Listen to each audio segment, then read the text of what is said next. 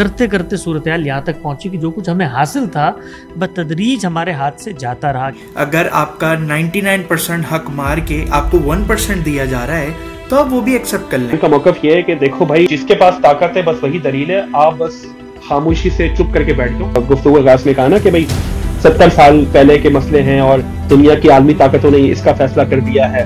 तो भाई दुनिया की आलमी ताकतों ने और भी बहुत सारे फैसले करने की कोशिश की थी। वो ये बात अर्ज कर रहे हैं मुजम्मत के नतीजे में एक माइंडसेट पैदा होता है। आगे चल के उन्होंने उसी पॉडकास्ट में तालिबान की मजम्मत की है। बिस्मिल्लाहिर्रहमानिर्रहीम, dialogue with Yasir Siddiqui and Mohammad Ateeb. अस्सलामु अलैकुम तमाम देखने वालों को खुशामदीद। और एक बहुत बर्निंग इशू, यासिर भाई thank you for joining us today. और इसमें मेरा जो आज का जो हमारा टॉपिक है जिस पे हम बात करने जा रहे हैं वो हसन इलियास साहब का एक पॉडकास्ट है जिसमें उन्होंने पैलेस्टाइन इशू पर अपना नक़द किया है, तनकीद की है, उस पर जो मुस्लिम वर्ल्ड की प्रैक्टिसेस हैं उसको रिजेक्ट किया है, उस पर जो है ना बहुत सख्त अल्फाज में तनकीद की है। तो यासिर भाई सबसे पहले तो वेलकम। बाकी अगर हम वन बाय वन उन आर्ग्यूमेंट्स को टच कर सकें जो आर्ग्यूमेंट्स उन्होंने उसमें पेश किए हैं, तो ओवर टू यू। बिल्कुल लतीफ़ भाई, बहुत शुक्रिया ज्वाइन करने के लिए।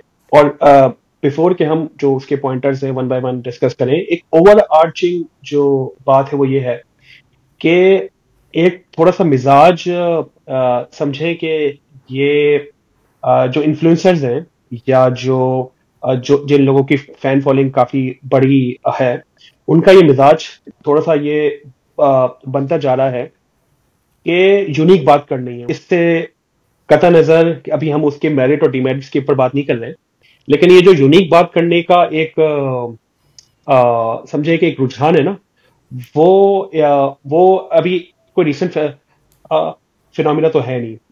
ये हमेशा से हुआ है क्योंकि आपको एक साइकोलॉजिकल पर्सपेक्टिव पे देखें तो एक ख्वाहिश होती है इंसान की कि भाई मैं सबसे अलग दिखूं, मैं सबसे अलग नजर आऊं। यही हमने मसला जो है वो साहिल अदीम के साथ भी देखा था कि उन्होंने जो है बस एक कोई मतलब सब लोग एक तरफ एक बात कर रहे हैं और मैंने बस एक यूनिक बात करनी है क्योंकि मुझे एक बात समझ में आ गई है। इंजीनियर अली मिर्जा साहब के वजह से बहुत सारी उनसे हम इत्तेफाक करते हैं, लेकिन उनका मतलब यही है कि उनको भी जो है वो यूनिक बात करनी है। अभी हाल ही में कैसे राजा साहब ने भी उसी समझे कि सिंध की तरफ सफर शुरू कर दिया है। तो हसन साहब इलियास जो है उनका मामला भी पिछले कई अरसे से ऐसा ही है। और पहले तो हम गामदी डॉक्ट्राइन के ऊपर भी इस डायलॉग में गुफ्तगू करेंगे, लेकिन अमूमी जो एक तासुर है वो यही है कि जो यूनिक बात करने की ख्वाहिश है वो ओवरऑल जो है वो इस पॉडकास्ट में दिखी। और इनकी इस पॉडकास्ट में नहीं बल्कि उन्होंने इस मसले फलस्तीन के हवाले से जितनी भी गुफ्तगू की है उसमें बस वो जो यूनिक बात करने का। हाँ जी बिल्कुल। अब जरा अगर उनकी जो पहली बात है जरा उसको अगर हम सुने। 70 साल से एक कौम एक तारीखी मसले से दो चार है। उस मसले का जमीनी तकाजे, आलमी उर्फ, दुनिया के हालात, ताकत का तवाजुन, इस पस मंजर में संजीदा कौमी ज़ोमा ने फैसला करना है कि भाई करना क्या है हमने। यानी एक मुल्क था, उस मुल्क के बारे में बरतानिया ने 3 लोगों को वादा किया कि यहाँ पर तुम्हें इख्तदार देंगे। अपने वादे से मुनहरिफ हो गए। हमने उसके बाद जंगें लड़के हम उसको हासिल नहीं कर सके। करते करते सूरत हाल यहाँ तक पहुंची कि जो कुछ हमें हासिल था बतदरीज हमारे हाथ से जाता रहा। कैसे जाता रहा? हमने सिर्फ मुजम्मत नहीं की, उस मुजम्मत के नतीजे में एक माइंडसेट बना जिसने मुजाहमत का अलम बुलंद किया। यानी मुजम्मत असल में ज़मीनी रियलिटी से आप गफलत में पड़ जाते हैं। और मुजम्मत के शहर में क्योंकि नारा लगाते हैं ना, नारा जज्बातियत पैदा करता है और जज्बातियत के नतीजे में रद्द-ए-अमल की नफ्सियात पैदा होती है। वो रद्द-ए-अमल की नफ्सियात फिर एक मौके पर वहां पर पहुंचती है जिसका इजहार आपने देखा आज से 2 साल पहले। आज 7 अक्टूबर के दिन है जी, 2 साल हो गए। यानी दुनिया ने उस कौम को मुजम्मत करके ये पैगाम दिया कि तुम मजलूम हो, उठो और उठ के लड़ो। अगर दुनिया उनको ये पैगाम देती कि देखो जो कुछ दुनिया में होना था ये कोई इंसाफ नहीं है, ये कोई हक नहीं है, जो मिल चुका है उस पर आमादा हो जाओ। मैंने इसी प्लेटफॉर्म पर आज से 2-3 साल पहले ये कहा था कि दुनिया की तारीख में जब आपको फतह कर लिया जाता था तो उसके बाद आपकी तकदीर का फैसला फातिहीन करते थे। अब जैसे उन्होंने इसमें बात बात रखी कि 70 साल से एक इशू चल रहा है और उसका फैसला जो है वो जमीनी हकाइक के ऊपर हमें करना है। असल में जो इशू है ना, जो जमीनी हकाइक है, इसकी अगर ऑपरेशनल डेफिनेशन देखें, उनका मौकफ ये है कि जो भाई इस वक्त मुक़तदरा कुव्वतें हैं, जो इस वक्त आलमी कुव्वतें हैं, ये क्योंकि ये बात तो हर दफा कहते हैं, इसका फैसला आलमी कुव्वतों ने करना है।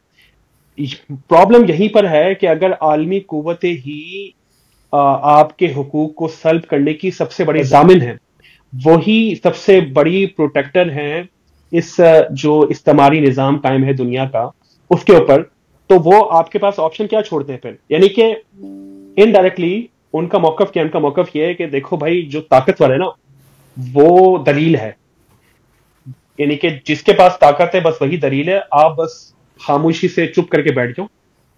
और अगर हम इस प्रिंसिपल को अपना लें, सोचे कितना खौफनाक और हौलनाक उसूल दे रहे हैं हसन साहब इलियास, कि अगर हम ये उसूल अपना लें तो फिर किसी भी माशरे में कोई भी जालिम, कोई भी ताकतवर कुछ भी करता रहे, मजलूम के लिए बस यही ऑप्शन रह जाता है कि खामोश हो जाओ। पाकिस्तान में खुद हम देखते हैं कि कुछ कम्युनिटीज हैं, उनको प्रोसिक्यूट किया जाता है, हम ये बात मानते हैं। यानी कि हमारी जो मसीही बरादरी है, हमारी जो हिंदू कम्युनिटी है, उसके हवाले से बड़े मसाइल देखे जाते हैं कि वो आजादाना जो पाकिस्तान का आईन और इस्लाम इसकी इजाजत देता है कि वो अपनी मजहब की प्रैक्टिस कर सकते हैं, उनको उनको उनको इनके पास ये तमाम हुकूक मैसर है, लेकिन उनके उनके हवाले से ये मसाइल पैदा होते हैं। तो फिर क्या ये उस उसूल को अपनाए, तो क्या हम उनको भी यही बोले कि भाई देखो, तुम देखो मसला ये है कि तुम बस चुप करके बैठ जाओ? जो अक्सरियत में है वो तुम्हारी किस्मत का फैसला कर लेंगे, वो तुम्हारी किस्मत का फैसला कर सकते हैं, उनके पास सारे अख्तियार है, जितना मिल गया है उतना ले लो। ये उनकी उसने एक्सट्रैक्ट किया, तो इसका मतलब कि जितना मिल रहा है, यानी अगर आपका 99% हक मार के आपको 1% दिया जा रहा है तो आप वो भी एक्सेप्ट कर लें। मैं उससे इत्तेफाक करूंगा, बस उसमें एक चीज जो आप मतलब शायद हो सकता है कि मेरा उससे इत्तेफाक ना हो, अक्सरियत फैसला नहीं कर रही कहीं भी किसी भी मामले पे, ये अकलियत है, ये एक छोटी सी माइनॉरिटी है जिसके पास कंसंट्रेशन ऑफ पॉलिटिकल पावर है, जिसके पास कंसंट्रेशन ऑफ पॉलिटिकल पावर है।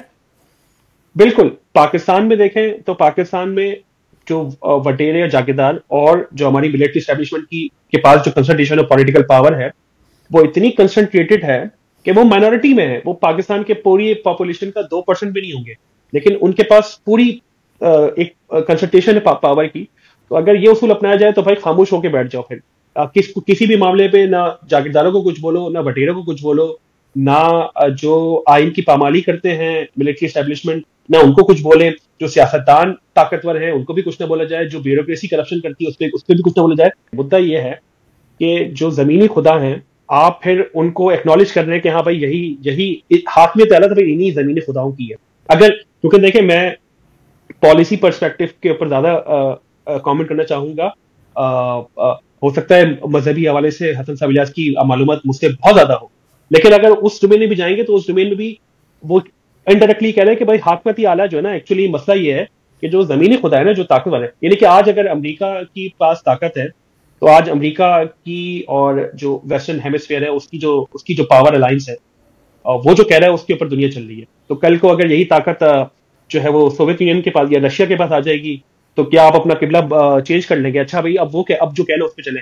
परसों जो है वो ये ताकत चाइना के पास आ जाएगी, तो अच्छा जो चाइना कह रहा है वो करेंगे। तो यानी कि आप हमेशा अपनी गोल पोस्ट चेंज करते रहेंगे कि आज आलमी ताकत आपके हवाले से कुछ बात कर रही है, तो आप उसको एक्नॉलेज करेंगे और बोलेंगे भाई ये जमीनी ताकत है, यही जमीनी हकीकत है, हमारे पास तो कोई ऑप्शन नहीं। पहली बात तो ये हो गई इस हवाले से कि अगर कोई ताकतवर अपने नाजायज ताकत के इस्तेमाल कर रहा है, नाजायज उसका इस्तेमाल कर रहा है बेदर, तो वहीं से तो प्रिंसिपल ये आएगा कि भाई से तो मुसलमान, हम हाकमियत आला उसकी मान ही नहीं रहे। वो अगर ताकतवर है तो उसकी ताकत को चैलेंज ही तो करना है, यही तो असल डॉक्ट्राइन है पूरा। दूसरा मसला ये है कि जो वो ये बात अर्ज कर रहे हैं मुजम्मत के हवाले से, कि मुजम्मत के नतीजे में एक माइंडसेट पैदा होता है। आगे चल के उन्होंने उसी पॉडकास्ट में तालिबान की मजम्मत की है, तालिबान अफगान हुकूमत की मजम्मत की है, और सही की है। मतलब हम उनकी 99% जो उन्होंने यानी कि जो तनकीद की है उसके बिल्कुल मैं हामी हूँ इस बात का, और हम बिल्कुल उसकी हिमायत करते हैं। तो भाई वो वहां पे क्यों उसकी जो है वो उसके ऊपर तनकीद कर रहे हैं? यानी कि अगर तो अगर तो मुजम्मत की बेस के ऊपर आपको लगता है कि भाई एक माइंडसेट पैदा होगा, तो भाई छोड़ो यार मुजम्मत खेलना, और सिंपल जो एक होम्योपैथिक की सी कमेंट्री है, होम्योपैथिक सी पॉलिसी मेकिंग है, वो बस वो आप अपनी बना लें। बिल्कुल। देखें यासिर भाई, असल में इस तरह के जितने भी लोग हैं जो इंटेलेक्ट वाले हैं, जो इन्फ्लुएंसर्स कहलाते हैं, उनका मसला ही यही है कि एक तो वो एक नया पर्सपेक्टिव देते हैं, फिर उसी पर्सपेक्टिव को वो अपने जाविये के मुताबिक देते हैं। ये बहुत बड़ा मसला है। जाविये के मुताबिक यानी एक जगह अगर वो किसी चीज़ को निगलेक्ट करेंगे तो दूसरी जगह वो अपनी ही डेफिनेशन को निगेट करते हुए उस चीज़ को एक्सेप्ट भी कर रहे होंगे। यही वाला जो कॉन्फ्लिक्ट नज़र आता है, वही कॉन्फ्लिक्ट इनकी इस बात को निगेट कर देता है। यानी जो बेसिक प्रिंसिपल है, बेसिक प्रिंसिपल कुछ दिनों पहले मैं एक जो है ना वो इसी तरह की एक नशिस्त में था, तो सीनियर एक पॉलिसी रिसर्चर हैं, उनका कहना ये था कि देखें, जुल्म अगर यूक्रेन पे हो, जो कोई सुपर पावर वहाँ जाके अपनी पावर को जो है ना प्रैक्टिस कर रही हो, वो भी कंडेम होना चाहिए। इसी के साथ साथ जुल्म अगर पैलेस्टाइन पे हो तो वो भी कंडेम होना चाहिए। ये बेसिक प्रिंसिपल होगा। ये बेसिक प्रिंसिपल मुस्लिम के लिए भी होगा, ये बेसिक प्रिंसिपल तमाम सुपर पावर्स के लिए भी होगा, ये basic principle all over the humanity होगा। लेकिन अगर उस बेसिक प्रिंसिपल को खास रिलीजन, खास तबके, खास पावर अथॉरिटीज से एसोसिएट किया जाएगा, तो वहां पर वही दुरुस्त बात, वही दुरुस्त जो प्रिंसिपल होगा, वो करप्शन की तरफ चला जाएगा, वो करप्ट पावर प्रैक्टिसेस की तरफ चला जाएगा। और यहाँ पे यही चीज़ नज़र आ रही है कि एक तरफ हम उनके लिए तो रास्ता खोल रहे हैं जो हमारी सो कॉल्ड पावर्स हैं, और आपने वो बिल्कुल दुरुस्त निशानदेही की कि वो अक़लियत में, वो अक्सरियत में नहीं है, वो तो बताते खुद अक़लियत में है। तो यहाँ पर अक़लियत के उसूल और क़वानीन पूरी दुनिया पर लागू होना, ये तो सबसे बड़ी जो नाइंसाफ़ी है हमें यहाँ नज़र आ जाती है। बिल्कुल बिल्कुल। और देखें उस प्रिंसिपल, यानी कि जो ये जो उसूल हमने अपनाया है कि भाई एक नाइंसाफी कोई ताकतवर करे, नाइंसाफी कोई कमजोर करे, नाइंसाफी कोई भी करे, नाइंसाफी नाइंसाफी रहेगी। और उस नाइंसाफी के खिलाफ हमारे लिए पॉलिसी लेसन क्या है, वो हमने उसके ऊपर बात करनी है। ये और दोबारा it is such an strong an argument कि भाई कि दुनिया में जैसे उन्होंने गुफ्तगू आगाज में कहा ना कि भाई 70 साल पहले के मसले हैं और दुनिया की आलमी ताकतों ने इसका फैसला कर दिया है। तो भाई दुनिया की आलमी ताकतों ने और भी बहुत सारे फैसले करने की कोशिश की थी, लेकिन उस मुजाहमत के, आप अफ्रीकन अगर कॉलोनियल हिस्ट्री पढ़ें तो आपको अंदाजा होगा, अल्जीरिया ने अपनी आज़ादी हासिल की फ्रेंच कॉलोनाइजेशन के खिलाफ। इसके अलावा जो युगांडा और आइवरी कोस्ट, मतलब अफ्रीकन हिस्ट्री तो इतनी रिच हिस्ट्री है, इतनी जबरदस्त हिस्ट्री है कि वहां पर आलमी ताकतें क्या क्या करते नहीं हैं। और जिस मुल्क में हसन साहब इलियास मुकाम मतलब रिहाइश पजीर हैं, अमेरिका, उसकी अगर हिस्ट्री पढ़े कि उसने क्या क्या बदमाशी और क्या क्या जुल्म ढाया है अफ्रीकी ममालिक के अंदर। यानी कि एक छोटी सी एग्जाम्पल दूंगा कि लोन, यानी कि जो एक शार्क लोन की एक टर्म यूज होती है ना, कुछ फाइनेंसिंग की टर्म्स ऐसी रखी कुछ अफ्रीकी ममालिक जो ऑलरेडी गरीब हैं, जो ऑलरेडी वसाइल के बेचारे मारे हुए हैं, उनके वाले से कुछ ऐसी क्या उसूल रखे कि आप खास कुछ एग्रीकल्चर प्रोडक्ट से उनकी ओवर प्रोडक्शन नहीं करेंगे। ये आपका कोटा है, आपने अगर 100 टन प्रोड्यूस करने हैं तो बस 100 टन ही प्रोड्यूस करने हैं, आपने 100 टन प्रोड्यूस नहीं करने। उसकी वजह क्या थी?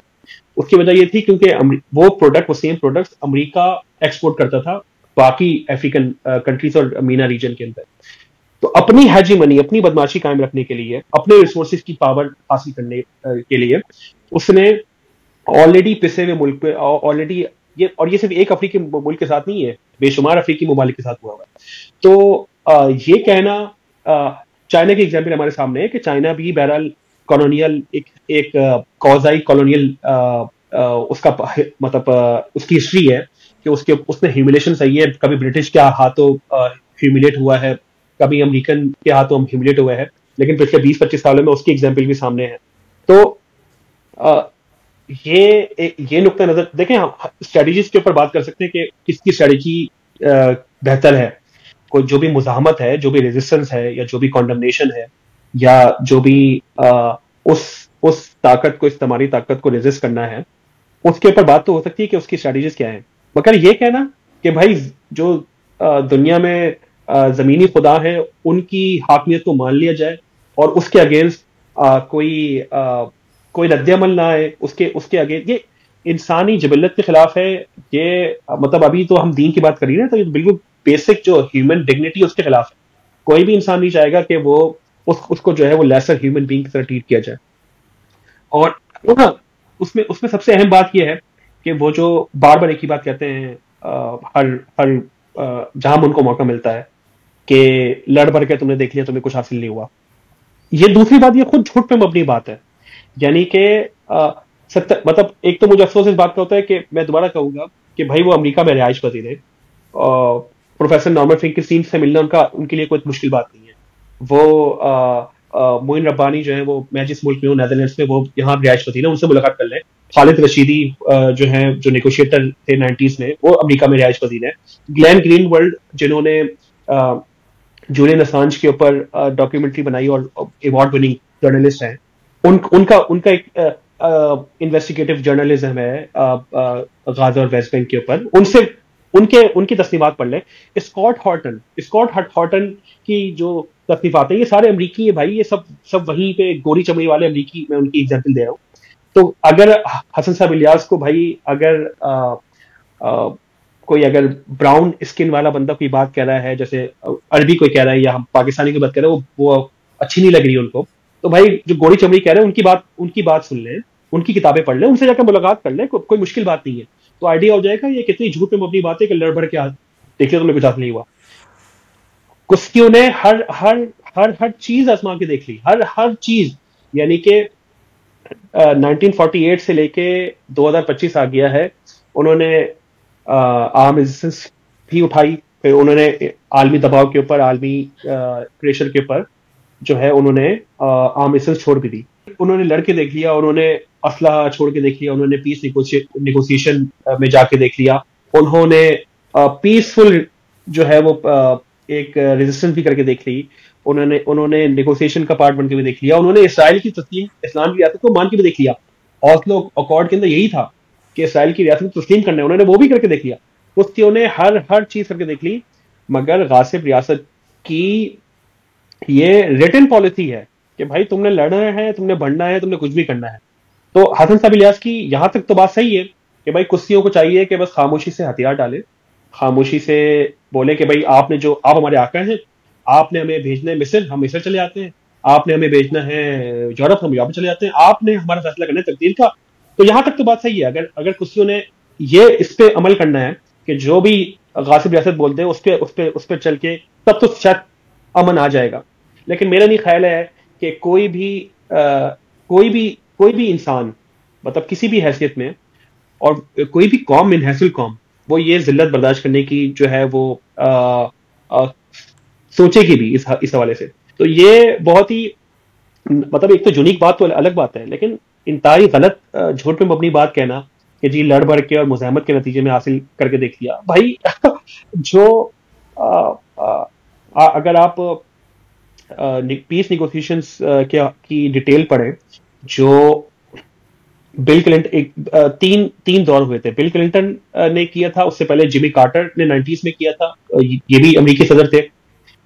जिमी कार्टर के जो पीस डील थी, उसमें ऑस्लो अकॉर्ड आया। ऑस्लो अकॉर्ड के तहत कुश्तियों ने 3 बातें करनी थी। उन्होंने सबसे पहली बात, उन्होंने आर्म रेजिस्टेंस छोड़ देनी थी, उन्होंने इसराइल की रियासत को तस्लीम करना था, और उन्होंने पीस नेगोशिएशन में इन्वॉल्व होना था। कुश्तियों ने ये तीनों बातें मनो अन मान ली, और इसराइल से सिर्फ एक बात एक्सपेक्टेड थी, वो ये कि उसकी जो वेस्ट बैंक में और ईस्ट जेरूशलम में जो एक्सपेंशन है, सेटलिंग एक्सपेंशन, ऑक्यूपेशन जो की बढ़ती जा रही है, वो रोक दे। उससे ये भी एक्सपेक्टेड नहीं था कि वो वापस चला जाए 1967 बॉर्डर के ऊपर, ये भी एक्सपेक्टेड नहीं था। उससे ये भी एक्सपेक्टेड नहीं था कि वो फलस्तीन की रियासत को तस्लीम कर ले। मतलब बताए तो इक्वालिटी की प्रिंसिपल तो यही कहते हैं ना कि अगर आपकी रियासत तस्लीम करो तो आप हमारी रियासत तस्लीम करो। बिल्कुल। लेकिन गासिब रियासत ने 2023 तक, जब तक ये वाकया नहीं हुआ 7 अक्टूबर का, तब तक वो अपनी एक्सपेंशन जारी रखी, तब तक अपनी जो है वो बर्बरियत और गासबियत और दरिंदगी जारी रखी। और यहाँ पे मसला क्या है, यह मसला ये है कि कहते हैं मजम्मत क्यों नहीं करते भाई। आपकी जो फोकस है ना, जो फोकल पॉइंट है, जो जो इंपॉर्टेंट पॉइंट है, वो कहते हैं मेरे मजम्मत करने से क्या होगा। अगर उसका उसका मुझे एग्जैक्टली नहीं पता कि उसका उसका एग्जैक्टली पॉडकास्ट में कहाँ पे जिक्र है, लेकिन उन्होंने ये पॉइंट भी कहा था कि भाई मेरे मजम्मत करने से होगा, आप चाहते हैं कि मैं गाली दे दूं इसराइल को, तो भाई मैं गाली देता हूँ इसराइल को। अब ये भी एक इतना बुरा एक स्ट्रॉमैन है, क्योंकि एक तरफ हमारी मुसलमानों की और मिनासुल अकवाम की ख्वाहिश क्या होती है कि जो उनके हुक्मरान, जो उनकी हुकूमतें पॉलिसी बनाएं, वो हमारी ख्वाहिशात के मुताबिक बनाएं, वो अपनी ख्वाहिश के मुताबिक नहीं बल्कि अवाम की ख्वाहिश के मुताबिक बनाएं। तो मुजम्मत के नतीजे में और मोबिलाइजेशन के नतीजे में और अवेयरनेस के नतीजे में क्या होता है, ये होता है कि जो हुक्मरान तबका है उसके ऊपर प्रेशर पड़ता है कि वो अपनी पब्लिक को नाराज न करे, वो पॉलिसी अपनी पब्लिक के हवाले से बनाए। लेकिन हमारा अलमिया ये है कि जितने भी मुस्लिम ममालिक हैं कि यहाँ पर या तो आमरीत है या नीम आमरीत है या हाइब्रिड निज़ाम है, तो ये एक अलग निज़ाम है। तो हसन साहब इलियास की बात करें तो शायद हमें तो इस आमरीत के खिलाफ भी नहीं उठना चाहिए। जो अरब स्प्रिंग थी वो भी शायद एक गलती थी, और बस जो भी आमिर आके बैठ गया है, बस जो भी जैसा भी हो, जैसे भी जालिम जाबिर बादशाह हो, डिक्टेटर हो, जर्नैल हो, सियासतदान हो, बस वो आके बैठ गए तो बस उसकी बस मनोवन आपने अतात करनी है। तो मतलब मैं ये नहीं कह रहा कि उनका नुक्ता नजर ये है, लेकिन उसूल तो यही निकलता है ना। तो भाई मजम्मत करने से, इसके ऊपर बात करने से, इसके ऊपर अवेयरनेस करने से एक पब्लिक अवेकनिंग होती है, उसके नतीजे में गवर्नमेंट्स के ऊपर प्रेशर बनता है कि वो फिर उस लिहाज से एक्ट करें, वो अपनी पॉलिसी फिर उस लिहाज से बनाएं। और यही एक अलमिया है मैं समझता हूँ कि मुस्लिम मेजॉरिटी ममालिक का, कि अवाम की जो ख्वाहिश है, और ये मगरबी मुनाफिकत भी बहुत है। मेरी वेस्ट में इस वाले से बड़ी लोगों से डिस्कशन हुई है, प्रोफेसर से, पॉलिसी मेकर से, पॉलिसी एनालिस्ट जो यहाँ पर पाए जाते हैं, कि यार आप अपने लिए तो जमहूरियत को पसंद करते हैं, हम भी तो पसंद करते हैं अपनी जमहूरियत। हमारी जमहूरियत क्या है कि भाई हम चाहते हैं, मुसलमान चाहते हैं, मुस्लिम अक्सरियती जो ममालिक है वही चाहते हैं कि उनकी ख्वाहिश के मुताबिक हुकूमतें बने और पॉलिसी बने, मगर वो आप होने नहीं देते। आप जो है वो कभी डिक्टेटर आके बिठा देते हैं, कभी मुशर्रफ को सपोर्ट करते हैं पाकिस्तान में, कभी सीसी को सपोर्ट करते हैं मिस्र के अंदर, कभी ईरान की हुकूमत का तख्ता उलटते हैं, कभी इराक की हुकूमत का तख्ता उलटते हैं। तो और असल मुद्दा पता है क्या है? मुद्दा यह है कि इस मजम्मत के नतीजे में फिर अमेरिका की मजम्मत हो, वो शायद हसन साहब इलियास अफोर्ड नहीं कर सके। हो सकते हैं उनके कुछ और मसाइल हो, लेकिन शायद मुझे मुद्दा ये लगता है कि भाई असल जो मजम्मत है ना, वो गासिब रियासत की करने से अमेरिका पे बात आती है, कि ये जो नस्ल कुशी हुई है, ये अमेरिका की हुकूमत की सरपरस्ती में हुई है, उसके वेपन से हुई है, उसके रिसोर्सेज से हुई है। खुद अमेरिकी अवाम इसके खिलाफ उठ खड़ी हुई है, अमेरिकी इंटेलिजेंशिया इसके खिलाफ उठ को है। किसी ने सोचा नहीं था कि अमेरिकी फार राइट जो पॉलिटिशियंस हैं और जो फार राइट कॉमेंटेटर्स हैं, जैसे टकर कार्लसन, जैसे मार्जरी टैलर ग्रीन, जैसे थॉमस मेसी, ये फार राइट के लोग हैं। ये इतना खुल के गासिब रियासत के खिलाफ बोलेंगे, इतना खुल के जो है वो तनकीद करेंगे उस गासिब रियासत के ऊपर, और अपनी हुकूमत के ऊपर, अपने प्रेसिडेंट के ऊपर तनकीद करेंगे, अपनी सीआईए पे तनकीद करेंगे। किसी ने सोचा नहीं था। लेकिन बहरहाल ये भी इस समझे कि इस रीसेंट नस्लकुशी के नस्लकुशी को अच्छी चीज तो नहीं है, ऑब्वियसली बात है, लेकिन उस नस्लकुशी का जो रिजल्ट है बहरहाल वो यही है। बिल्कुल। जो लोग जिनको हमने कभी भी बात करते नहीं सुना कि पैलेस्टीनियंस भी इंसान है, उनके राइट ऑफ, उनका जो वेरी बेसिक राइट है उसको तस्लीम किया जाए। आलमी प्लेटफॉर्म्स पे कभी हमने इतनी तन्हाई नहीं देखी इसराइल की, कि वो उनका जो वज़ीर आज़म है वो तो इतनी सी रियासत के बावजूद भी एक जो है ना बहुत पावर अथॉरिटी का कंसिडर किया जाता था। But once he appeared in front of the whole United Nations, everybody boycotted, everybody left the room. It shows कि इस रिसेंट सिचुएशन ने, जो कि एक बहुत बड़ा इंसानी अलमिया है, no doubt about that, but that has created a shift in mindset in every corner of the world, either it be European countries, either it be either in itself America, either in Israel, even Israel. I have read somewhere जिसमें एक defence analyst हैं David के रीस, जिन्होंने times of Israel के अंदर बाकायदा अपना पूरा ब्लॉग लिखा, और times of Israel is the one and only representative in print media of Israel since 2012. But उन्होंने बड़ा क्लियरली स्टेट किया कि we have done a massive blunder, एक बहुत बड़ा ब्लंडर हमसे हुआ है, हिस्टोरिकल ब्लंडर हुआ है हमसे, और इस वक्त हम फाइनेंशियल लॉस में हैं, हम सोशल लॉस के अंदर हैं, हम इसी के साथ साथ जो है ना वो इंटरनेशनल रिलेशंस के लॉस में हैं, और दूसरी तरफ लोग नुकसान के बावजूद अपना ना गेन करते चले जा रहे हैं, वो सपोर्ट गेन कर रहे हैं, वो बहुत कुछ उन्होंने इस जंग के नतीजे में गेन किया है। और इसी के साथ साथ मुझे एक और फोरम याद है जो अभी मैं रिसेंटली पार्टिसिपेट किया, तो उसमें इटसेल्फ अमेरिकन जो एक एनालिस्ट थे उनसे जब इख्तितामी तौर पर सवाल हो रहा था और डिस्कशन हो रहा था अबाउट पीस टॉलरेंस वगैरह, तो जब इख्तिताम में सवाल हुआ ना कि sir we all have talked a lot about peace in such a attractive environment, in such an attractive environment, कि ये बहुत अट्रैक्टिव एनवायरनमेंट है, एसी चल रहा है, हम सब बैठे हुए हैं, हम सब ने अपनी अपनी फील्ड के अंदर बड़ा रिसर्च वर्क किया है, पीस पे, टॉलरेंस पे, जेंडर डाइवर्सिटी पे, मतलब जितने जो स्पेशल जो टॉपिक्स हो सकते हैं ना उन सब पे हमने काम किया है, सबका एहतराम है। बट उस काम का सर प्रैक्टिकल इम्प्लीमेंटेशन कितना नज़र आता है? उस काम का जो प्रैक्टिकल जो वर्ल्ड व्यू के अंदर, जिसको वो वर्ल्ड व्यू कह रहे हैं, उस वर्ल्ड व्यू के अंदर, वर्ल्ड की रियल पिक्चर के अंदर जो 5-6 साल का बच्चा अपने वालिदैन से महरूम हो रहा है, उसको कितना फ़र्क नज़र आ रहा है। तो मुझे उस अमेरिकन एनालिस्ट पे बड़ा एक प्राउड फील हुआ। उसने थोड़ी ही देर की खामोशी के बाद कहा कि yes, I don't have any answer, just because I am uncertain about the policies of my American government, that no wonder that they are going to test another adventure in coming days. And और इसमें everyone was silent, and even the host intervened कि ठीक है आपने बिल्कुल सही बात की, लेकिन पैसिमिस्ट अप्रोच मुझे नहीं चाहिए। बट मुझे ऐसा लगा कि उस कमरे में मौजूद एक एक फर्द जो बड़ा सूटेड बूटेड होकर बैठा हुआ है, उसकी सारी रिसर्च पे, सारे उम्र के तजुर्बे पे एक ये जवाब भारी है। बड़े सही बात है। इसमें खामोश रहे। वो कहते हैं ना, खामोश लोग भी अपने अंदर ना एक तूफान रखते हैं। लिटरली उन्होंने 2 मिनट तहम्मुल से सुना और उसके बाद तवक्कुफ करने के बाद यही कहा कि yes you are right, I don't have any answer. और उनके उस आंसर ने पूरे रूम को सोचने पे मजबूर किया कि yes we are all talking about fancy issues, but ठीक है, ऑन ग्राउंड इम्प्लीमेंटेशन तो जीरो है। बिल्कुल सही। इसमें एक और भी इम्पोर्टेंट पॉइंट था, जरा अगर हम उसको देखें जो उन्होंने पीस प्लान या पीस प्रपोजल के ऊपर बात की है, जरा उनका वो कमेंट चेक करते हैं। पाकिस्तान के सबसे बड़े आलिम ने क्या कहा? हम जंगबंदी की मुखालफत करते हैं। तो आज 20 निकात की हिमायत कैसे कर रहे हैं? जो हम लोगों को 2 साल गालियां देते रहे, सबको मिलकर हमास की मजम्मत करनी चाहिए। मैं इस चीज की मजम्मत करूं, इसराइल ने बेगुनाह बच्चों को मारा। बच्चे अगर मार रहे थे वो तो हमने बचाने थे। हमने क्या की? 20 रकमालियों को देकर तबाहशुदा मलबा ट्रम्प के सुपुर्द करके फतेह मुबीन के ऐलान कर रहे हैं। This is such an straw man argument. क्या मतलब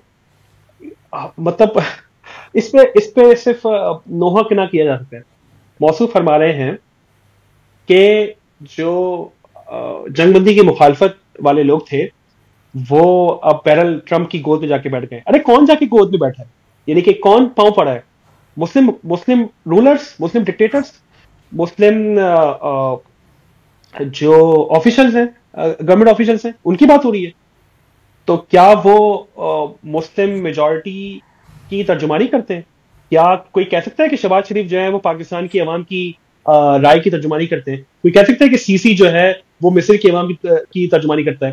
कोई कह सकता है कि जो यूएई है, जो उनके शेख्स हैं और जो एमबीएस है वो उसकी अवाम की तर्जुमानी कर रहा है? यानी कि वहां पर एक आमरीत है, वहां पर एक डिक्टेटरशिप है। सिर्फ एक जगह की बात नहीं करेंगे, जितनी जगह का आप नाम ले रहे हैं हर जगह ऑटोक्रेसी है, हर जगह एक निजाम है जिसके नतीजे के सऊदीया, मतलब हम पूरे वर्ल्ड व्यू के अंदर, जिसको वो वर्ल्ड व्यू कह रहे हैं, मैं दोबारा इस वर्ड पे आ रहा हूँ ना, बड़ा फैंसी वर्ड लगता है, इस पूरे वर्ल्ड व्यू के अंदर जो गासिब है सबको कबूल कर लो, क्योंकि वो अच्छा वो क्लैप करवा रहे हैं किसी स्पेसिफिक इशू पे। अब वो उनका कहना क्या है कि भाई आपने ट्रम्प के हाथ में पीस प्लान दे दिया, तो भाई आपसे क्या मुराद है? मुराद यह है कि जो मुस्लिम मेजॉरिटी के जो गवर्नमेंट अहदेदार हैं, जो डिक्टेटर्स हैं, जो या जो नीम डिक्टेटर्स हैं, भाई शहबाज शरीफ के बारे में कौन कह सकता है कि वो पाकिस्तान के इमाम की तर्जुमानी करते हैं? फॉर्म 47 और फॉर्म 45 के ऊपर तो वो वज़ीर-ए-आज़म बने हैं, पार्लियामेंट उनकी ऐसी है कि कल जो है अगर इलेक्शन हो जाए तो वो शायद एक तिहाई भी अक्सरियत ना ले सके।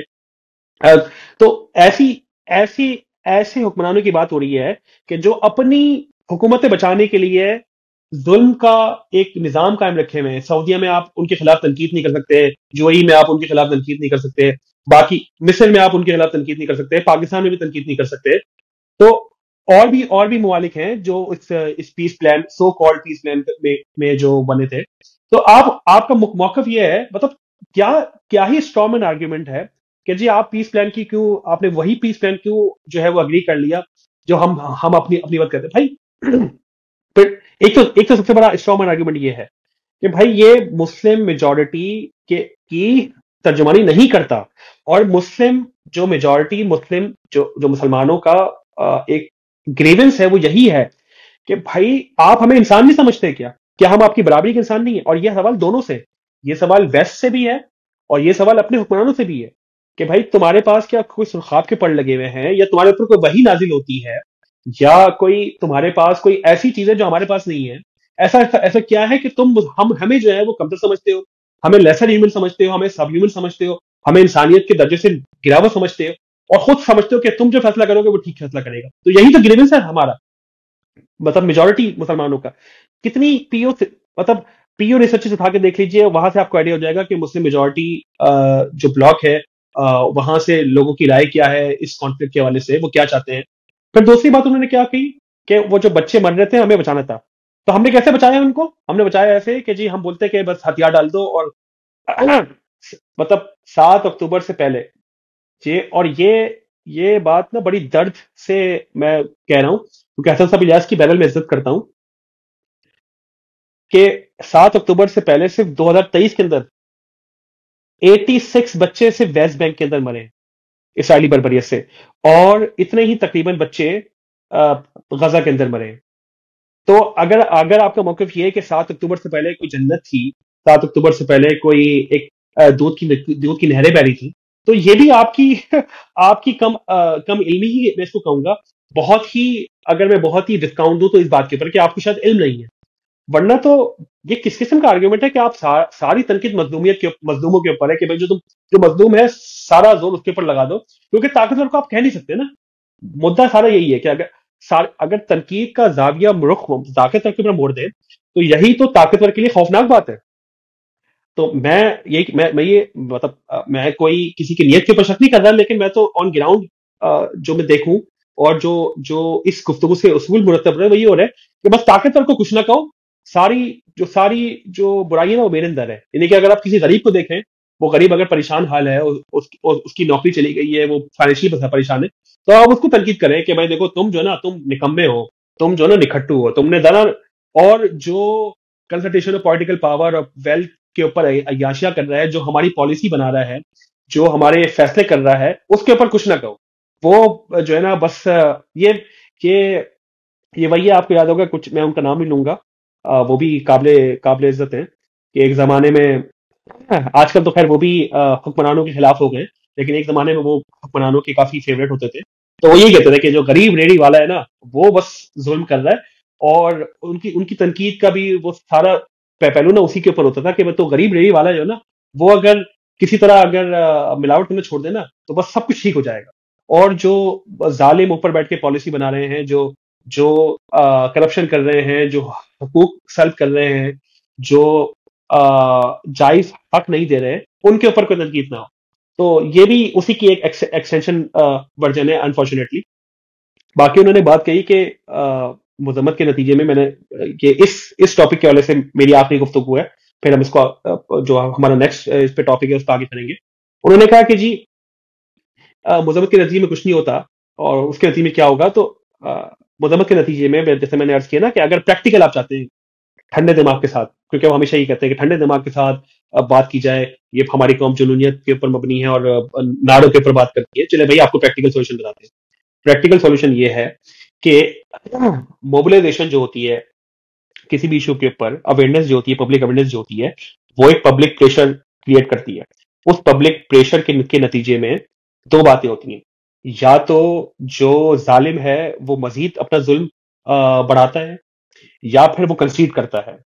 अगर वो कंसीड करता है तो ये पब्लिक की एक एक पब्लिक प्रेशर की एक ताकत है जिसके नतीजे में कंसीड। बांग्लादेश की एग्जाम्पल हमारे सामने है, नेपाल की एग्जाम्पल हमारे सामने है, और भी मतलब साउथ अमेरिका में भी बड़ी अमेरिका ने हुकूमतों के तख्ते उल्टे हैं और अपने डिक्टेटर्स बिठा के बिठाए हैं। साउथ अमेरिका की एक तारीख है, चिली की एग्जाम्पल हमारे सामने है, क्यूबा की एग्जाम्पल हमारे सामने, और भी ममालिक है। तो या तो फिर पावरफुल जो है वो कंसीड करता है, दूसरा क्या होता है कि वो अपनी ताकत जो है वो मजीद जोर से लेके आता है। तो बस वो जब अपनी ताकत जोर पे लेके आता है ना, इसका मतलब ये होता है कि वो वहां भी वो जो है वो कंसीड कर रहा है, क्योंकि उसके नतीजे में क्या होगा कि मजीद लोग मोबिलाइज होंगे, मजीद अवेयरनेस फैलेगी। क्योंकि ताकत से आप नजरियात को नहीं दबा सकते, ताकत से किसी के हुकूक को सल्ब नहीं कर सकते। सबसे उसकी बेस्ट एग्जांपल ये है कि जो ब्रिटिश राज था, जो ब्रिटिश एम्पायर थी दुनिया में, जिसने मतलब अनबिलीवेबल है, मतलब मैं कोई तारीफ में नहीं कह रहा, लेकिन मैं एटलीस्ट उसे एक्नॉलेज करूंगा कि ब्रिटिशर्स ने जो वाकई दुनिया पे हुकूमत की है वो वाकई अमेजिंग है। यानी कि हिस्टोरिकल पर्सपेक्टिव में इतने अरसे तक डोमिनेंस अपनी रखना ये कोई आसान बात नहीं। लेकिन उसका फॉल कैसे हुआ? उसका फॉल ऐसे हुआ कि जहां जहां ब्रिटिश राज था वहां वहां मुजाहमतें हुई हैं। कहीं भगत सिंह था, कहीं पे शावलियुल्लाह थे, कहीं पर जो है वो अफ्रीकन मूवमेंट थी, कहीं पर जो है वो सिविल डिसोबीडियंस थी। एक साथ जो है ये सारी मुजाहमतें हुई हैं। और फिर जंग अजीम अव्वल और जंग अजीम दोम ने उसकी जो पूरी इकोनॉमी थी वो बिल्कुल बिल्कुल तोड़ दी। उसके नतीजे में उसने कंसीड किया, अगर तो ये मुजाहमत ना होती, अगर तो ये उसको उसको ये टफ ना मिलता, तो वो अगले 100 साल 200 साल मजीद एक्सटेंड कर देता। तो यही यही है कि अगर आप कहते हैं कि जी मुजाहमत से क्या होता है, तो भाई आज कुछ नहीं हो जाएगा। बात सही है आपकी कि अगर आप चाहते हैं कि जी आज मैं कुछ करूं, आज मैं उठूं मुजाहमत करूं और आज फैसला हो जाए, आज नहीं होगा। लेकिन जो उस ताकतवर की जो रिजीम है, जो ताकतवर अपनी इस्तेमारी कुव्वत के जरिए जो काबिज होकर बैठा हुआ है, वो उसकी ताकत जो है वो कमजोर होती है। और ये एक प्रोसेस है। वही है ना कि वो कतरा कतरा करके ये एक रेजिस्टेंस बनती है, उसके नतीजे में ये पैदा होता है। अल्जीरिया की एग्जाम्पल भी यही है। बेशुमार हिस्टोरिकल एग्जाम्पल मिल सकती है इस हवाले से। और इस हवाले से जो सबसे आखिरी और अहम नुकता है वो ये है कि मुस्लिम हुक्मरान क्या कर सकते थे। हमेशा होता है ना कि भाई मुस्लिम हुक्मरान क्या कर सकते थे, ये तो अमेरिका एक सुपर पावर है, क्या कर सकता है। तो बिल्कुल बगैर कोई जज्बातियत में आए हुए तीन बातें हो सकती हैं। सबसे पहली बात, जो जो एम्बार्गो है, जो सैंक्शंस हैं, ये तो यूनाइटेड नेशंस के डॉक्ट्राइन का हिस्सा है कि भाई कोई अगर यूनाइटेड नेशंस के चार्टर की खिलाफवर्जी कर रहा है तो आप उस पर सैंक्शन लगा सकते हैं। जो खासिब रियासत है वो दर्जनों नहीं सैकड़ों यूनाइटेड नेशंस के चार्टर की मुखालफत कर रहा है, की खिलाफवर्जी कर रहा है, सैकड़ों। मतलब अब हम कोई 10-20 की बात नहीं कर रहे, हम सैकड़ों बात कर रहे हैं। उसकी जो यूनाइटेड नेशंस के जो चार्टर हैं, जेनेवा कन्वेंशन हैं, रोम स्टैट्यूट्स हैं, इसके अलावा यूनाइटेड नेशन जनरल असेंबली की रेजोल्यूशन हैं, सिक्योरिटी काउंसिल की रेजोल्यूशन है, अनगिनत है। मतलब अगर मैं बैठूं तो इसके ऊपर एक अलग से प्रोग्राम हो सकता है। तो आप उसके ऊपर सैंक्शन लगा सकते हैं। आप सैंक्शन, ना सिर्फ सैंक्शन बल्कि उसका जो ट्रेड रूट है वो आप बंद कर सकते हैं। और वो ट्रेड रूट क्या है? वही जो मिडिल ईस्ट का स्ट्रेट हॉर्मुज है और जो नहर सुइज है, इतना क्रिटिकल, जहां पर अमरीकी बेड़े बड़े खड़े हुए हैं या जहां पर जो है वो बरतानी बेड़े बड़े खड़े हुए हैं। सिर्फ आपने ट्रेड एम्बार्गो लगानी है, सैंक्शन लगानी है, और उन ममालिक की लगानी है कि जो उसके साथ ट्रेड कर रहे हैं। जैसे रशिया के साथ हुआ कि रशिया के साथ पाकिस्तान की डील होने जा रही थी, रशिया ने इन्वेट किया, पाकिस्तान को धमकी दी गई कि भाई अगर आपने रशिया के साथ ट्रेड की तो आपके ऊपर भी सैंक्शन लग जाएगी। तो पाकिस्तान पीछे हट गया, कमजोर मुल्क है ना हम लोग।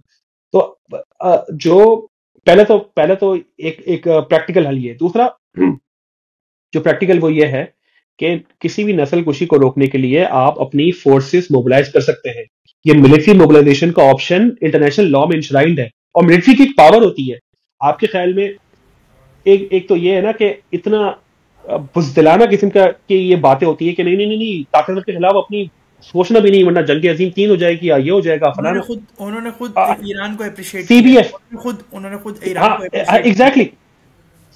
अभी अभी इस ईरान के ऊपर भी आते हैं। CBF जो CMF कंबाइंड मैरीटाइम फोर्सेस हैं, अभी रिसेंटली आपने सुना होगा कि पाकिस्तान ने कोई एक टन का जो है वो चर्च पकड़ी है समंदर से और उसको सराहा किया है। वो CMF जो है वो एक समझे नेवी पुलिस की तरह है। इंटरनेशनल ममालिक, इंटरनेशनल जो फोर्सेस हैं वो एक साथ मिली और उन्होंने कहा कि जी हमें अपनी ट्रेड बचानी है। हमें जो है वो जो ये पायरेट्स हैं और ये जो जो बहरी कजाक होते हैं और जो लूटने का खदशा होता है उससे बचने के लिए एक पुलिस फोर्स तैयारी है। तो मुख्तलिफ ममालिक मिलकर एक ज्वाइंट फोर्सेस बनाते हैं और उसके नतीजे में वो प्रोटेक्शन देते हैं। तो ये कोई अनहोनी बात नहीं होती है कि अगर कोई ज्वाइंट फोर्सेस मुस्लिम ममालिक बनती। आपको याद होगा जब दाइश का एक हौलनाकी उठी थी जिसने मतलब नाक पे दर्द कर दिया था, जिसने परेशान करके रख दिया था पूरी रीजन को। हमने भी वो दहशतगर्दी भुगती है उसके नतीजे में। तो दाइश के अगेंस्ट तो सबसे पहले जो है वो 56 इस्लामी ममालिक की फौज बन गई थी और राइस अली साहब जो है वो सिपह सलार बन गए थे और कायदे आजम कायदे सानी बन गए थे वो। तो जहां पर प्रॉब्लम क्या है, जहां पर इस इलीट के इंटरेस्ट होते हैं ना, क्योंकि इस इलीट का इंटरेस्ट क्या है कि दाइश इतना बड़ा खतरा थी और उसके ऊपर हम तो शुक्र अदा करते हैं कि शुक्र है कि भाई उसका जो है वो कला कमा किया गया, उसको जो है वो जड़ से उखाड़ के फेंका गया। हम तो शुक्र अदा करते हैं जिसने भी किया। उसमें भले अमेरिका हो, उसमें ईरान भी शामिल था, उसमें अफगान हुकूमत भी शामिल है, उसमें जो है वो और भी लिबनानी मुजामत भी शामिल है, और भी उसमें रशिया भी शामिल है, उसमें मुस्लिम हुकूमत भी शामिल है। उन सब ने मिलकर उसका कलकमा किया। तो वहां पर जहां पर उस माइनॉरिटी को थ्रेट हो रहा है ना, तो वहां पर तो भाई ये फोर्सेज भी बन जाती हैं, मैरीटाइम फोर्सेज भी बन जाती हैं, UN पीस कीपिंग फोर्सेज भी बन जाती हैं, नेटो भी बन जाती है। लेकिन जहां पर वो जो अकलियत है, जो ये इस अकलियत की बात कर रहे हैं हम, जो ये इलीट की माइनॉरिटी है, इलीट्स जो बिलियनियर्स हैं, ओलिगार्स हैं और जो हमारे बादशाह और हमारे हाकिम बन के बैठे हुए हैं, तो जब जब इनके ऊपर बारी आती है तो ये सब बन जाता है। लेकिन जब आम इंसानों की बात आती है, जब आवाम की बात आती है, तो वहां पर ये हम देखते कुछ नहीं हो रहा। तो इसका मतलब यह क्या है कि इसका मतलब यह है कि भाई आप एक्नॉलेज कर रहे हैं कि भाई हम कमतर इंसान है, हम जो है वो इंसान नहीं है, इंसान से कमतर है। या तो ये एक्नॉलेज कर रहे हैं। अगर आप ये एक्नॉलेज नहीं कर रहे तो भाई कम से कम इस बात के ऊपर तनकीद तो कर देना कि भाई जो प्रैक्टिकल सॉल्यूशन है उसमें ये दूसरा ऑप्शन भी है। फिर उन्होंने आखिरी पॉइंट, फिर उन्होंने कहा कि 57 जो अफगान तालिबान पे मैं इसलिए तनकीद करता हूँ क्योंकि वो मेरी मिल्लत का हिस्सा है। तो उन्होंने अपनी मतलब वो नेशन ही बना लिया उन्होंने, मतलब अफगान तालिबान को नेशन एज अ नेशन ही तस्लीम कर लिया कि वो हमारी नेशन का हिस्सा है। तो जब यही नेशन बोलती है कि भाई ये 57 ममालिक एक नेशन है, एक उम्मत है और ये कोई ज्वाइंट ऑपरेशन कर सकते हैं किसी मसले को रिजॉल्व करने के लिए, तो वहां पर आप क्या कहते हैं? नहीं नहीं नहीं नहीं नहीं नहीं नहीं, वहां पर अमेरिका बहादुर बैठा हुआ है, वहां पर वो ताकत बैठी हुई है, वो आपको वो पसंद नहीं करेगी। तो हम तो सिर्फ प्रैक्टिकल सॉल्यूशन के ऊपर बात कर रहे हैं कि जो प्रैक्टिकल सॉल्यूशन लिए जा सकते हैं। अच्छा यासिर भाई, इसमें हम जो है ना वो एक अहले इल्म होने की हैसियत से हर किसी की राय का एहतराम करना ज़रूरी समझते हैं, लेकिन इसी के साथ साथ हम ये इख्तियार भी रखते हैं और हम इसको एक डेमोक्रेटिक पावर के तौर पर या डेमोक्रेटिक राइट के तौर पर तस्लीम भी करते हैं कि हम जायज़ हदूद के अंदर तनकीद भी कर सकते हैं, हम तवज्जुहात भी दिला सकते हैं, जो कि आज हमने इस गुफ्तगू के डायलॉग सेशन के अंदर करने की कोशिश की। अब अगर हसन इलियास साहब की ओवरऑल थॉट प्रोसेस पे बात की जाए तो वो थॉट प्रोसेस कनेक्टेड है गांधी साहब के डॉक्ट्राइन से, या गांधी साहब के पूरी जो है ना जो बुनियादी जो कॉन्सेप्ट है, जो बुनियादी आइडियोलॉजी है उसके साथ कनेक्टेड है। तो उस आइडियोलॉजी की अपना जो है ना वो जाविया नज़र है, अपना पॉइंट ऑफ व्यू है वर्ल्ड इश्यूज़ को देखने का, मुसलमानों के इश्यूज़ को देखने का, और डेली जितनी भी हमारी प्रोसीडिंग्स हैं या डेली जो इश्यूज़ अराइज होते हैं उनको देखने का एक ख़ास जाविया नज़र है। उस पूरे जाविया नज़र पर अगर आप कोई कमेंट करना चाहे, लास्ट कमेंट, वैसे तो हमने काफ़ी हद तक चीज़ों को कंक्लूड किया है और हमने जायज़ तरीके से उसको कनेक्शन बनाते हुए जो है ना वो अपने जितने भी देखने वाले हैं उनको समझाने की कोशिश की है कि why we are negating this, why we are why we have a difference of opinion with this specific mindset. तो इस स्पेसिफिक माइंडसेट पे ओवरऑल आप क्या कमेंट करेंगे? सही सही, इसमें हाँ, उसमें फिर ये ना कि वो भी एक अलग से प्रोग्राम हो सकता है, लेकिन जो बुनियादी तनकीद है जो हसन साहब इलियास और फिक्र कामदी से आती है, वो ये आती है कि जैसे मैं हसन साहब इलियास साहब को कोट करूंगा कि वो ये कहते हैं कि जी मुसलमानों ने जो पॉलिसी मेकिंग, क्योंकि देखें मेरा जो रूल है, वो मेरा जो फील्ड है वो पॉलिसी के हवाले से है, जो इबादत के फिकही मामलात हैं उसके हवाले से मुझे बिल्कुल नहीं मालूम और ना मैं उस तरफ जाना चाहता।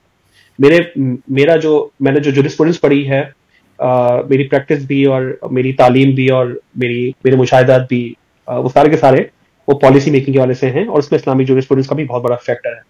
तो हसन साहब इलियास साहब के बकौल, और उनकी बात उनकी सही है एक तरह से, थोड़ी सी जो है वो एक टेंजेंट के साथ, वो ये कहते हैं कि 3 मेथड्स हैं जो उम्मत में राइज हैं। पहला जो है वो रिवायात का मेथड है जिसको वो सल्फी मेथड कहते हैं। दूसरा मेथड जो है वो फिकही मेथड है जिसको वो इजमा बेस कहते हैं। और तीसरा मेथड जो है वो सूफी मेथड है। अब सूफी मेथड जो है मुझे बिल्कुल नहीं पता, क्योंकि मैंने ना इसको पढ़ा, शायद हो सकता है इबादत में उस सूफी मेथड का बहुत अमल दखल हो, जब भी हसन साहब इलियास की क्रिटिसिटी ज्यादा अच्छी हो। लेकिन पॉलिसी के हवाले से मुसलमानों के इज्तिमाई मामला कैसे हल होंगे, उस हवाले से मैंने जितना भी पढ़ा है, जितना भी मेरा एक्सपीरियंस है, वो इसी 2 चीजों के दरमियान घूमता है। एक है रिवायत और एक है इजमा, कंसेंसस बेस्ड मॉडल। तो हसन साहब इलियास कहते हैं कि ये दोनों जो हैं वो मेथड सफिशिएंट नहीं है। ये दोनों मेथड जो हैं वो कुछ ना कुछ तो यूटिलिटी प्रोवाइड करते हैं, कुछ ना कुछ तो मुसलमानों के लिए एक जाविया देते हैं और एक रास्ता देते हैं। तो वो कहते हैं फिक्र फराही, क्योंकि मौलाना फराही, हमीदुद्दीन फराही साहब थे, उनके हसन साहब इलियास के मुताबिक ये कोई नई, हामिद साहब ने कोई नई बात नहीं की है, बल्कि मौलाना हमीदुद्दीन फराही साहब हो गए या मौलाना शिबली नुमानी हो गए, या एक और थे, मैं उनका नाम भूल गया, बहरहाल मेरे भी ध्यान में नाम नहीं आ रहा। तो वो कहते हैं कि ये उनका मेथड क्या उन्होंने निकाला। उनका मेथड ये है कि कुरान और सुन्नत का जो एक्चुअल टेक्स्ट है, कुरान का जो एक्चुअल टेक्स्ट है, उसको उसके ऊपर मतलब रिवायात और इजमा की बेस के बगैर एक्चुअल टेक्स्ट को समझा जाए अकली दलाइल की रोशनी में। ये ओवरऑल उनका मेथड है। अब इस मेथड में 2 मसले हैं। सबसे पहला मसला ये है कि ये मेथड जो वो अर्ज कर रहे हैं, अपनी बात कर रहे हैं, ये बाकी दो मेथड को डिनाई कर रहे हैं। ये बाकी 2 मेथड के बगैर ये मेथड भी नहीं चल सकता। इनका खुद का मेथड भी बाकी 2 मेथड को डिनाई किए बगैर डिनाई करके नहीं चल सकता। उसकी वजह क्या है? बहुत बड़ा मसला, एक बहुत बड़ा फिकी मसला नासिख व मंसूख का मौजूद है। उसको कैसे जो नासिख व मंसूख है, मतलब एक बहुत बड़ी एक तवील इस पे डिस्कशन है जो मजीद की जा सकती है। या मैं बिल्कुल, लेकिन मैं ओवर आर्चिंग इसके ऊपर समराइज करके मैंने कहा ना कि मैं अर्ज रखूं कि उन्होंने अर्ज किया कि एक्चुअल टेक्स्ट को, उसके सियाको सबाक को, कॉन्टेक्स्ट को समझ के अकली दलाइल के नतीजे में फैसला करेंगे। तो सबसे पहली बात क्या होती है कि आप किसी के कॉन्टेक्स्ट को कैसे समझेंगे? उसके कॉन्टेक्स्ट को समझेंगे सियाको सबाक से। तो सियाको सबाक आपको कौन बताएगा? रिवायात। क्या बगैर रिवायत को जाने हुए, क्या बगैर रिवायत को समझे हुए, बगैर रिवायत के ऊपर भरोसा किए हुए, एतमाद किए हुए, क्या आप एक्चुअल टेक्स्ट को समझ सकते हैं? वो आपके अपने मेथड भी नहीं समझ सकते। तो पहली ये तो मतलब ये मेरा मेथड के ऊपर एक क्रिटिकल एनालिसिस है। मैं मतलब ओवरऑल उनकी थिंकिंग पैटर्न के ऊपर नहीं कर रहा। एकेडमिक समझे कि एकेडमिक क्रिटिसिज्म है उस बात के ऊपर कि एक तरफ वो कह रहे हैं कि जी रिवायत ऊपर चली गई है और कुरान का असल टेक्स्ट नीचे चला गया है। दूसरी तरफ वो कह रहे हैं कि कुरान का असल टेक्स्ट को समझने के लिए हमें सियाको सबाक समझना पड़ेगा। तो सियाको सबाक कौन बताएगा? भाई खत्म नबूवत के ऊपर तो हम सबका ईमान है ना। तो जब हमारा खत्म नबूवत के ऊपर ईमान है तो किसी के ऊपर वही नहीं आ रही है। तो जब वही नहीं आ रही है तो हम ये कैसे फैसला करेंगे कि भाई ये सियाको सबाक जो है वो इसके ऊपर इस रिवायत के ऊपर बैठता है या नहीं बैठता है। तो आपका अपना मेथड जो है वो रिवायत के बगैर आगे नहीं चल सकता। पहली बात तो ये हो गई। दूसरी बात, उन्होंने बात की कि जो जो फिकही मेथड है उसके ऊपर उन्होंने कहा कि इजमा जो है वो पीछे इजमा ऊपर हो जाता है कहीं कहीं और कुरान शायद पीछे चला जाता है।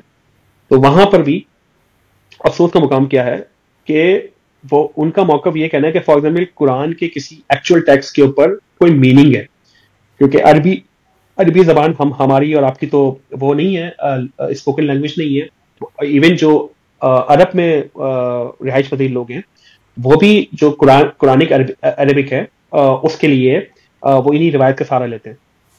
तो किसी कुरान के किसी टेक्स्ट के ऊपर मीनिंग के ऊपर बात करने के लिए इसका फैसला कौन करेगा कि इसके मीनिंग कौन से वाले सही बैठते हैं किसी एक लफ्ज के, क्योंकि कुरानिक अरबिक जो कुरानिक वोकैबुलरी है वो इतनी ज्यादा इन डेप्थ है और इतनी ज्यादा वसी है कि उसके हम बचपन से सुनते हैं ना कि एक एक लफ्ज के 12 मतलब 15 मतलब निकलते हैं। तो भाई किसी लफ्ज के अगर एक्चुअल टेक्स्ट के ऊपर बात की जाए तो उस टेक्स्ट के ये मीनिंग निकलने हैं, ये मैं आपकी बात क्यों मानूं? अब उसके नतीजे में उनका जवाब क्या आता है कि भाई अकली दलाइल की मौजूदगी माने। वो कहते हैं अकली दलाइल की मौजूदगी में। तो भाई अकली दलाइल क्या है? ये अकल किसकी? ये अकल हसन इलियास की, ये हसन गांधी साहब की, ये हसन इंजीनियर मिर्जा की, ये अकल जो है वो मुल्ला उमर की, ये अकल जो है वो बोको हराम की, ये अकल जो है वो टीएलपी की, ये अकल जो है वो जो जितने भी ये दहशत तंजीमें हैं उनकी, ये अकल जो है वो जो ओरिएंटलिस्ट हैं मुतज़िला हैं उनकी, ये अकल मेरी, ये अकल आपकी, ये अकल किसकी? ये अकल का फैसला तय कौन कर रहा है अकल कि भाई ये वाली अकल जो है ना वो ये ए ग्रेड अकल है, ये वाली जो है ना ये नहीं, ये 2 नंबर, ये मेड इन चाइना है। इसका फैसला कौन कर रहा है? तो उनका जो अपना मेथड है एकेडमिक पस मंजर से दिखते हुए जिसके ऊपर वो एम्फसाइज कर रहे हैं। देखिए गांधी साहब का जो पूरा नुक्ता नजर है उसके ऊपर तो और भी तनकीद एकेडमिक बेसिस के ऊपर और भी तनकीद हुई हुई है, अच्छी खासी तनकीद हुई हुई है। और गांधी साहब जितना थोड़ा बहुत मैंने पढ़ा है, मैंने बहुत ये नहीं कहना मैंने बहुत पढ़ा है, लेकिन थोड़े बहुत उनके मैंने मिजान के जो इशात थी वो उनके जो वर्जन है मिजान के मुख्तलिफ अपने दौरे टीनेजिंग में और उसके बाद अर्ली 20s में पढ़े हैं। तो उनका मेथड भी इसी रिवायात और इजमा की बेस के ऊपर है, क्योंकि वो क्या करते हैं, गांधी साहब हमेशा रेफरेंस देते हैं किसी न किसी या तो इमाम इब्न हिज़्म का या इमाम राज़ी का या उससे पहले के इमाम का कि जी उनकी राय ये थी, या कुछ नहीं तो इमाम मौलाना हफीजुल फलाही का, या जो है वो मौलाना शिबली निमानी का, या सैयद सलमान नदवी का। इनका रेफरेंस देते हैं कि जी मैं जो जिस कंक्लूजन में पहुंचा हूं ये लोग भी पहुंचे हैं। तो रिवायत की जो मेथड है वो तो खाबी साहब खुद फॉलो कर रहे हैं, जो इजमा का मेथड है। इस वजह से ये मेथडोलॉजी इतनी एकेडमिकली वीक, कमजोर और एकेडमिक ग्राउंड्स के ऊपर इतनी नाकारा है कि जब भी मुस्लिम मेजॉरिटी में इसको एक्सेप्ट नहीं किया गया। इसलिए नहीं किया गया कि भाई आपसे कोई जाती अनाद है, इसलिए किया गया क्योंकि ये एक इंतहाई इलॉजिकल और नॉन सेंसिकल किस्म की एक मेथड है। क्योंकि बेसिक प्रिंसिपल क्या है? बेसिक प्रिंसिपल ये है कि नबी अकरम सल्लल्लाहु अलैहि वसल्लम के रहलत फरमाने के बाद जब नबूवत खत्म हो गई तो अब इसका फैसला कौन कर रहा होगा कि जी एक्चुअल में अल्लाह की मशीयत और अल्लाह की जो मंशत है वो क्या है। तो उसका क्या होगा कि जो लोग अल्लाह के नबी से करीब थे, सहाबा किराम, वो उनको बेहतर पता है, फिर सहाबा किराम के बाद ताबईन उनको बेहतर पता है, फिर ताबईन के बाद तबा ताबईन उनको बेहतर पता है, फिर तबा ताबईन के बाद आइमा किराम की पूरी एक लिस्ट उनको बेहतर पता है। जब भी इजमा का एक कंसेंसस का एक पूरा एक मेथड बना और रिवायत भी उसी मेथड का एक पार्ट है, जब भी ये बना है। वरना तो वरना तो अगर अकल की बात करें तो भाई मैं बोलूं कि मेरी अकल ये कहती है कि भाई नमाज तो फर्ज ही नहीं है और मैं अपनी 1000 किस्म की तावीलें लेके आ जाऊं क्योंकि मेरी अकल ये कहती है। तो मेरी अकल ये कहती है, और यही मसला है कि जो दाइश वाले हो गए या अलकायदा पार्टी वाले हो गए वो अपनी अकल के मुताबिक कहते हैं कि ये जो इन आयत का जो इतलाक है वो तो ऐसे होता है। तो अगर आप ये कहेंगे जी अपनी अकल के ऊपर इम्प्लीमेंटेशन, हर फर्द की अपनी अपनी इम्प्लीमेंटेशन, अपनी अपनी तौजी हो जाएगी, वो तो फिर बिल्कुल एग्जैक्टली। तो इसकी वजह से जो ये जो फिकही और रिवायत की पूरी एक साइंस बनी है, वो इसी वजह से बनी है कि हम जितना क्लोज पहुंच सके अल्लाह की मशीयत और मंशा समझने के, उतना बेहतर है। वो कैसे समझेंगे? वैसे समझेंगे। वो ये तो समझेंगे कि 14 सदियों बाद कोई एक शख्स आएगा, उसका नाम यासिर होगा, वो बोलेगा अच्छा भैया असल में भाई मैं बताता हूँ उसका मतलब क्या है, तुम लोग तो भाई तुम लोग को पता नहीं था कुछ, तुम लोग पता नहीं इतने साल से क्या कर रहे थे, मैं तुम लोग को बताता हूँ इसका मतलब क्या है। तो ये नॉन सेंसिकल सी बात है। इजमा का पूरा एक असूल है। देखिए डायलॉग हो सकता है इसके ऊपर कि भाई कोई इजमा हुआ है जो आइमा कराम के दौर में हुआ है या आइमा कराम के बाद हुआ है, क्योंकि जो अहले सुन्नत का मौक़िफ़ है वो तो बहरहाल यही है पॉलिसी के हवाले से। मैं फिर कह रहा हूँ मुझे इबादत का बिल्कुल नहीं है, ना मैं उस तरफ जा रहा हूँ, लेकिन पॉलिसी के हवाले से यही है कि सहाबा कराम का जो इजमा है, सहाबा कराम के दौर में जो इजमा हुआ है वो भी एक दलील है। सहाबा कराम के दौर में इजमा हो किया, बस वो दलील है, उसके आगे कुछ बात नहीं हो सकती। तो बहरहाल जो तनकीद का एकेडमिक तनकीद का मकसद था वो सिर्फ यही था कि जो वो मेथड जिस पैशन के साथ और जिस लगन के साथ और जिस मोहब्बत के साथ पेश करने की कोशिश कर रहे हैं, वो तरह उसके ऊपर थोड़ी सी नजरसानी कर लें अपने मेथड के ऊपर ही कि उनका अपना मेथड ही फ्लॉड है, क्योंकि वो बाकी जिन दो मेथड को डिनाई कर रहे हैं उसके बगैर वो आगे नहीं बढ़ सकते। और दूसरा जो एक प्रॉब्लम निकल रहा है, वो प्रॉब्लम ये निकल रहा है कि अकल की डेफिनेशन कौन करेगा? अकल की डेफिनेशन देखिए सिंपल क्या है, इजमा और रवायत में क्या है डेफिनेशन, कि भाई मुसलमानों का जमहूर किसी बात पे इत्तेफाक कर ले वो दलील बन जाता है, मुसलमानों का जमहूर। और कैसे बनता है कि आप कायल करते हैं, आप समझाते हैं कि भाई इस बात के ये मतलब है, इस बात के ये मतलब है, इस रवायत के ये चीज है, तो उस जमहूर को आप कायल करते हैं। जब जमहूर कायल हो जाता है किसी बात के ऊपर, तो वो बात दलील बन जाती है। तो उसमें ये नहीं होता कि जमहूर की अकल का कुछ है तोला जाएगा कि भाई उसकी अकल जो है वो A+ वाली थी, या वो मेड इन चाइना थी, या फला की अकल जो है कमतर थी। लेकिन ये कहना कि जी अकली दलाइल के ऊपर हम फैसला करेंगे, तो भाई किसकी अकल? ये सवाल जो है मैं उनके लिए छोड़ रहा हूँ, उनकी खिदमत में अर्ज कर रहा हूँ। Thank you so much Yasir भाई फॉर योर वैल्यूएबल टाइम। इंशाल्लाह नेक्स्ट एपिसोड में हम मज़ीद एक इंटेलेक्चुअल किसी टॉपिक पर और इंटेलेक्चुअल और एकेडेमिया लेवल पर जो अपनी पर्सपेक्टिव के साथ ज़रूर मज़ीद फर्दर कोई ना कोई डिस्कशन करेंगे। जितने भी व्यूअर्स हैं, अगर उनको इस टॉपिक पे किसी किस्म का भी कोई कमेंट हो, कोई रिकमेंडेशन हो, तो प्लीज़ वो अपने जो हमारे कमेंट सेक्शन है उसके अंदर बता सकते हैं। Thank you.